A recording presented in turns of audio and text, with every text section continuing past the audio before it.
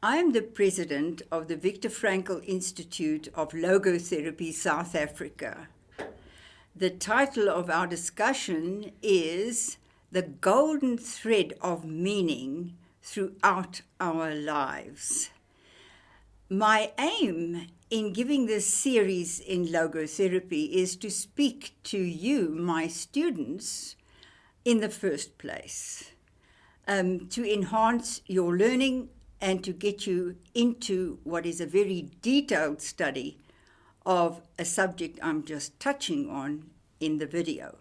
But because what we're talking about is of such relevance to everyone, I have also invited the whosoever, the viewer, to be sharing these wonderful truths with us.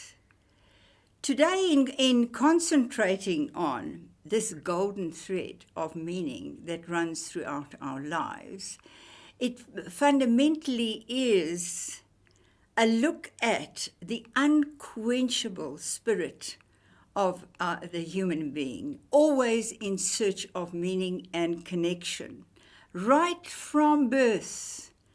You know, I had the experience in a psychology conference in Rome once when we were shown video of two mothers, one who had to give up her baby for adoption, and one who had really prepared for and was looking forward to receiving her little one and take it home. When we viewed the first one of the poor mother who had to give up her baby for adoption for whatever reason, we weren't told, it was so striking to see what happened to this newborn baby, only a few hours old. The mother who was going to give up the child for adoption was, of course, she could hardly look at the baby, you know, almost preventing herself from bonding with the child when she would have to part from it, and kind of holding it stiff and awkwardly, kind of away from her. But the reaction on the infant was so dramatic. That little body stiffened, almost became immobilized, and out of it came these terrible screaming cries. And it was very actually upsetting to watch. In contrast to the mother who was looking forward to holding her baby in her arms, when she received her newborn into her arms, you know, it was with such loving embrace, almost like saying, "Oh, yes, my baby, I'm so glad you're here.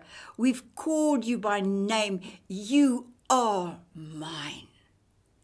And it's this the way she held and rocked and spoke to the child, her whole being exuding love that really had such an impression on this baby. You know, it's like the baby softened, almost like in a surrendered kind of a way, and was kind of having a symbiotic dance with the mother, like a beautiful ballet of unity between the two of them. Not a sound from the infant, cooing with delight. And that shows us that, you know, inherent to us is this great need to connect. And that is what meaning really is about. And to illustrate this, I want to tell you two stories today. The story of Helen Martins. She is a South African sculptress who died some years ago, and who lived in a sleepy little village called New Bethesda in the Karoo, in the Cape. My husband and I stumbled across her home when we took a turn-off that said New Bethesda, and just wanted to go and look what it was. And there was what is called the Owl House. It's now a historical monument. Why is it called the Owl House? Because that was the sculpture pieces that Helen most loved to sculpt. Owls with big eyes. And as I tell you the story, you'll see why that was her favorite piece of sculpture. Helen was the youngest of 10 children, 4 of whom died, and her mother never recovered from Helen's birth and died a few months after. The father blamed Helen for her mother's death and actually gave her the name of a dead sibling, almost to say, you should be dead. You've got a name of a dead sibling, not, we've called you by name, you're mine. And his rejection of Helen, his emotional abuse of Helen, and which was exacerbated by showing such favoritism to one of the other sisters, really caused deep emotional anguish and scarring in Helen's personality. In fact, she was timid. She always felt she was the ugly duckling. She was afraid to move out of the house, whereas when all the other siblings had left, especially the favorite sister who traveled the world and sent Helen postcards of camels in Egypt and what have you, Helen was the only one left with her father. And you know how dramatic. It was only when her father died that Helen came to life, as if this heavy yoke of condemnation and rejection had been lifted off her. But you know what she did? Her father stayed in a bedroom on the outside of the house. Helen painted that entire bedroom pitch black, even the windows, and she put in front of the shut door a heavy lock, and on top of the door she wrote, "The Lion's Den." Helen could not deal in coming to terms with her father or in any way forgiving or reconciling to him, even in a therapeutic way. She had to shut this perpetrator away into a dark space. And Helen's story from then on was a struggle against darkness. As a child, she adored candles. And now that she was released from her father, Helen began to create light in whichever way she could. You know what she did? She took broken pieces of different colored glass and plastered her walls with it. She put mirrors everywhere, and she had hundreds of candles and lamps that she would light at night so that it reflected in the windows. It was light in the darkness. And this was the symbolism of the owl. Because what does an owl do? An owl can see in the dark. And Helen became the first expositor of what is called outsider art, usually done by artists on the fringes of society, as outcasts, as alien to society. And it is so remarkable that Helen took throwaway things like pieces of wire and glass and cement and galvanized iron and wiring to make her sculpture pieces. And they were all facing east, which she called Mecca. Like her sister conjured up this image of a faraway, beautiful land, and all of them were on their road to Mecca. Like she had this dream, and especially because she lived in a very dogmatic Calvinist society that really did regard her as an outcast and treated her as such. that narrow-minded type of Christianity almost drove her to think that Mecca would be different. But the story of her life is so incredible. It was written up by Sue Ross and entitled, "This is My World." You know, I've not been stayed a helpless victim of the oppression and the victimization I was subjected to, but I freed myself from it, even though it took a great struggle and it was always there, but I lived my life despite it and created something of beauty out of things that were thrown away and ugly. It was really a transformation of her own person. And it is this will to meaning that we elicit in logotherapy that has such transformational power. Because in the end, you know, it's Sue Ross wrote about Helen, that this little flame of self, so tenuous, so flickering, was burst into light. Remember Frankl seeing that light lit up in a distant farmhouse when he asked whether suffering has got any meaning, ultimate meaning at all? What is the ultimate meaning of it in Helen's life? That it provoked that power of the human spirit to rise beyond its circumstances, and to illustrate two very, very important principles of logotherapy, which is that every person has got unconditional worth to start out with. Every child born into this world is born into it pure. Not evil, pure. It's the hurts that are inflicted on the child's life that makes for emotional ill health and emotional maladaptation and going off the road in devious kinds of wrongdoing.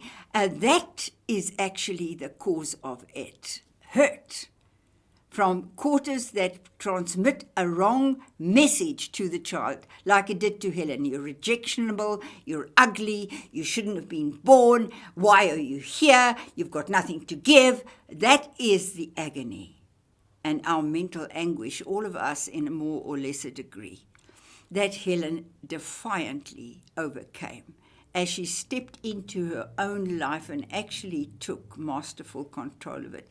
All of Helen's sculptures, you know, the glass walls was not made for touching. Everything was made for sight. And, you know, she had a one friend that one day visited New Bethesda. Actually, her story was captured in a film called The Road to Mecca. Came across, like we did, this friend of hers, to this owl house. And, you know, there was a wire script on her high wire fences saying, "This is my world." And she formed a friendship with this a woman that was so fascinated and actually taken up by and challenged by Helen, that they became very good friends, and it was a sustaining power in Helen's life. But she confessed her name was Jill Hillman, when she was quite late into her 70s, and when her hands began to be crippled with arthritis, making it difficult to sculpt, and her eyesight was failing her. She said, if the doctor would tell me that I should lay off working, I will die, and immediately. Because this was the way she held on to life. Like she said in the film, if you ever could see it, when she actually confronted the pastor of this little Calvinist village to say, I have banished darkness, you know. But she said, I know that I will be dying halfway on my road to dreams, because she didn't get the kind of full acceptance that she was looking for, the full acknowledgement. But despite that, she could rise to such heights. And when Jill Hillman asked her, or is it Henman, I think, asked her if she was afraid of dying, she said, now, my darling, if you're reaching my age, dying isn't the problem. Living is. I would hate to live dying. And how many people live dying? That is Helen Martin's story. Such an illustration just through somebody out there's life telling us how strong the will to meaning is, and how true it is that it is the fundamental urge of human nature. And I want to then tell you a second story, and this is of a client that came into therapy with one of my colleagues who did logotherapy with her. She's a young girl. She was a young girl, and she was very severely depressed. In fact, she lay in a fetal position, almost as if to go back to the womb and start life all over again. And her family couldn't get her to get out of bed.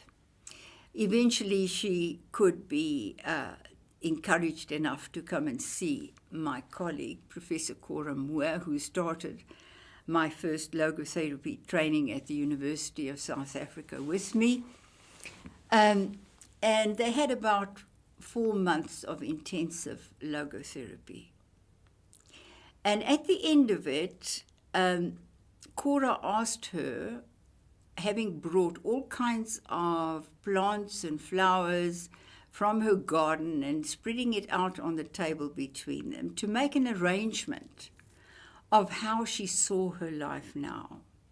And it was such a graphic description from what it is like when you are victimized in a position of depression or despair, to what it is like when you come alive again with meaning and purpose in your life, that I want to share her perceptions with you, and I will read it to you. She portrayed all of this, and Cora wrote it all down, and what a legacy this girl left us in understanding what heals us.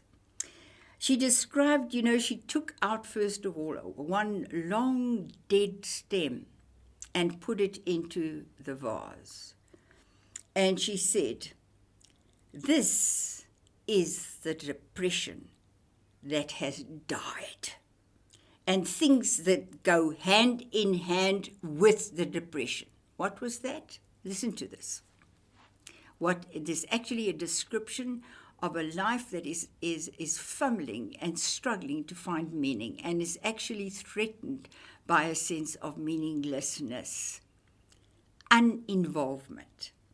Involvement totally with yourself and negativity, insecurity and worry, emotionality, basically anything connected with the self that is of a negative nature, right? You see life through the eyes of a dark, dark prism, and it distorts life. And you think that is what life is, but it is actually a misinterpretation. She describes it as like a dying plant, scorched by the sun, losing its green color and turning yellow, or lacking a sufficient amount of potassium from the soil. Now, isn't that riveting? Her will to meaning was suppressed, like like a plant not getting sufficient amount of potassium from the soil, and she couldn't reach out to ultimate meaning. There was a scorching sun pressing her into a victimized state, and she goes on. Depression has to do with pain, sorrow, doubt, fear. Listen to this. A sense of non-existence, like the color white, a neutral color. Neutral in the sense that you feel a non-entity, someone without confidence or color or uniqueness about yourself. Too scared to venture out, too scared to do things for yourself. Docile, someone who is not prepared to take too many risks. Well, she was virtually describing her depression as dying away from life and all that gave it vitality and meaning, and therefore in her disconnected state, being thrown back only on herself, right? And so when she had a few wonderful sessions of logotherapy with my friend and colleague, look what, the sort of flowers that then she began to put in the vase, and she described it. The developing of new interests, better interaction with people, a change in the inclination to withdraw into yourself and only to be concerned with yourself. There is growth, there is color, an ultimate goal, a lot of thoughts and plans for the future, what you would like to become, something special that you'd like to work towards, dreams and aspirations, hope, green representing hope. Like if you stood on a beach watching the sunset, you dream, you think towards the future. That is a meaning orientatedness. You move away from the pain, the sorrow, the doubt, the fear. Every day, hope develops a bit more. Belief in yourself develops. You slowly become more confident. You let go, relax. You're not as paranoid as before. And your close ones, your family, the people you encounter that you've known for years will notice the change. You've got an ability now to love and to be loved in a close and intimate sense. And you are someone full of surprises. The unexpected may arise. You surprise yourself with your originality, with your creativity. You say, where did that come from? We don't know what strengths we have, what has been invested in us. James Hillman calls it the acorn theory, that at the beginning, the potential is there in full to develop into a mighty oak tree, right?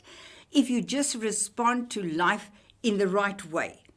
So she said you can rise to the occasion and meet whatever is required of you. Remember what Frankl said?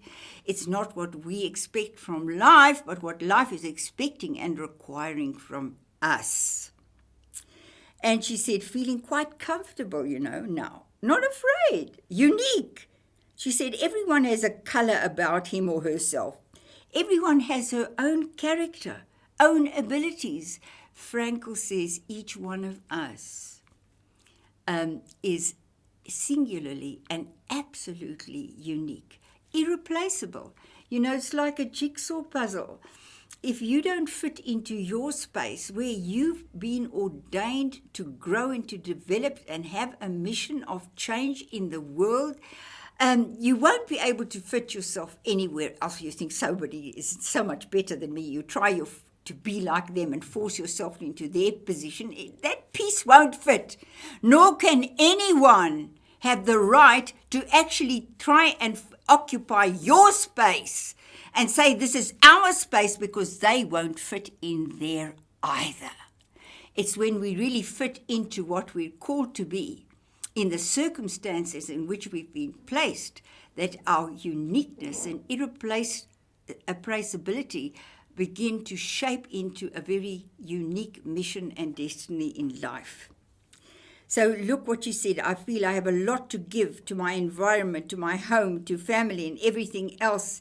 And I've got the ability to make new. And I can revise a lot of things I did before, especially my behavior. And what is she saying here? She was opening up and tuning into life again. She found life leaping up from inside herself again, right? This wellspring of living waters, the will to meaning bubbling up in you as you reach out to meet life as it stretches its hand out to you. And you take it and you make connection, and your life is turned around into a life of victory. Thank you.